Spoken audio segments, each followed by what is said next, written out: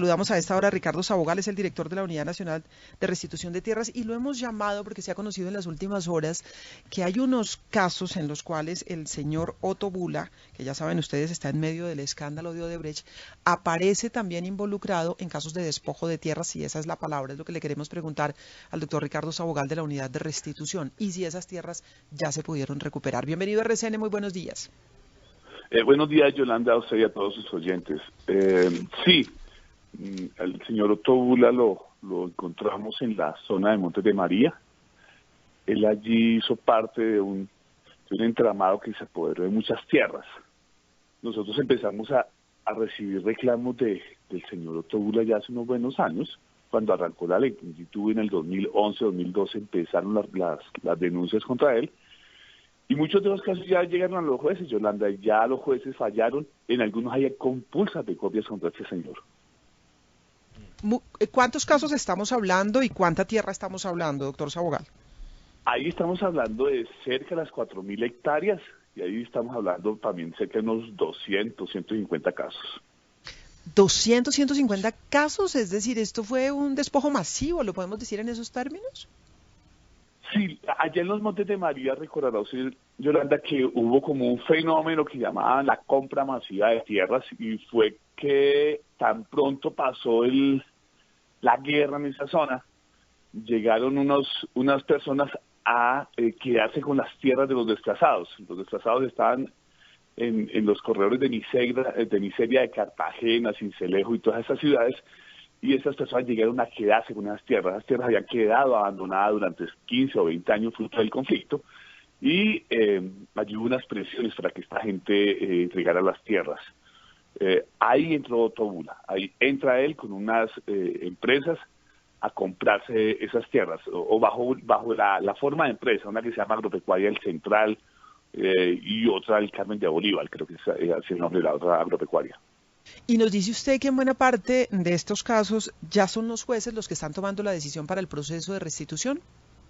Sí, ya muchos de esos casos la unidad lo sustanció, encontró que definitivamente al campesino en su momento le había sacado la violencia de la tierra y se le habían aprovechado de esa situación, se lo entregamos a los jueces y hay pronunciamientos, Yolanda, donde los mismos jueces están compulsando copias contra el señor Otto Bula. Doctor Sabogal, si le entendemos bien, entonces ya hay unos jueces que han fallado en contra del señor Bula. La pregunta es, en esos casos, cuando ya ha habido restitución, ¿ustedes han podido confirmar que la gente haya podido volver? ¿O no solamente les despojaron de sus tierras, sino una vez el fallo era en contra del señor Bula, la gente no pudo volver por miedo? ¿O esa gente ya está allí otra vez? No, la gente ya ha podido volver. Recordemos que el proceso restitutivo tiene un fuerte componente de seguridad. Lo acompaña la policía, en esa zona nos acompaña la Armada o la Infantería Marina.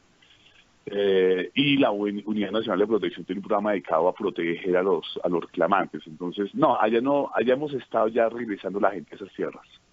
Y ese delito como tal, el de despojar tierras, ¿es un delito? ¿Tiene cárcel? ¿Puede ser la persona condenada o qué? Pues al señor se le compulsan copias porque los jueces se encuentran que la actuación del señor puede estar lindando con la ley penal y ahí hablan básicamente de concierto para delinquir y otros delitos. Ahora, hay delito de desplazamiento. En el tema de despojo de tierras, la ley de restitución es una acción real, o sea, no mira el tema penal, solamente cómo se adquirió el predio. Y lo que se hace básicamente por parte del juez de restitución es compulsar las copias a la fiscalía para que sean los fiscales los que revisen si la actuación de esa persona pues conlleva una responsabilidad penal y que se aplique el castigo cuando sea el caso. Ahora, conocemos que Otto Bula está involucrado en la medida en que Otto Bula aparece hoy en el ojo del huracán como protagonista del escándalo de Odebrecht. ¿Encontraron ustedes algunos otros dirigentes políticos, senadores, representantes, ex senadores, en fin, que aparezcan en los casos de despojo de tierras también? Pues nosotros en esa zona pues tenemos lo de Otto Bula y unas personas de que unos nombres que nosotros no tienen ninguna relevancia política. Nosotros solamente estamos mirando cómo se adquirieron todas esas tierras, y lo que básicamente hacemos, Yolanda, es entregárselas a los jueces. Allá en los jueces es donde se mira un poco la responsabilidad penal si llega a haber para compulsarle las copias. Pero son personas que no tienen tanta resonancia política. No, la verdad no sabemos ni quiénes eran, estamos mirando quiénes son esas personas. Muy bien, ¿cuánta tierra, ya mirando en términos globales, doctor Sabogal, aprovechando que lo tenemos en línea, cuánta tierra, así como estas 4.000 hectáreas de las que nos habla usted, han logrado certificar como tierras despojadas desde la Unidad Nacional de Restitución en todo el país? En este momento tenemos 200.000 hectáreas ya con sentencia restitutiva, o sea que un juez ya ordenó la devolución, y tenemos 600.000 hectáreas en los despachos de los jueces. Ahí estamos hablando de unas 800.000 hectáreas, que es el esfuerzo ya que ha hecho la unidad por depurar, mirar qué casos sí son los que deben ir a los jueces de restitución y cuáles no. ¿Y esas tierras son de campesinos, de gente del común, pequeños parceleros que les quitaron todo? Hay de todo, Yolanda, hay desde gente como la de los Montes de María, que tenía sus 10, 15, 20 hectáreas, y también hay empresarios y también hay finqueros. O sea, el despojo no solamente afectó a pequeños campesinos, afectó a gente que tenía tierras considerables, con una extensión considerable. ¿Y quiénes fueron los despojadores, mayormente? Tenemos ya lo que ha salido con sentencias, que más o menos un 40% de las sentencias dan como responsable a un paramilitar, y hay un 35% que da responsable a la guerrilla.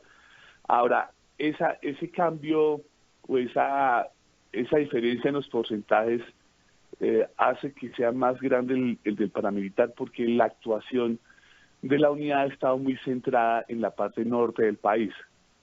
Ahora, con el proceso de paz, nos estamos metiendo en el sur del país, toda la zona de Caquetá, Putumayo, Huila, sur del Meta, sur del Tolima, y es muy posible que esos porcentajes cambien.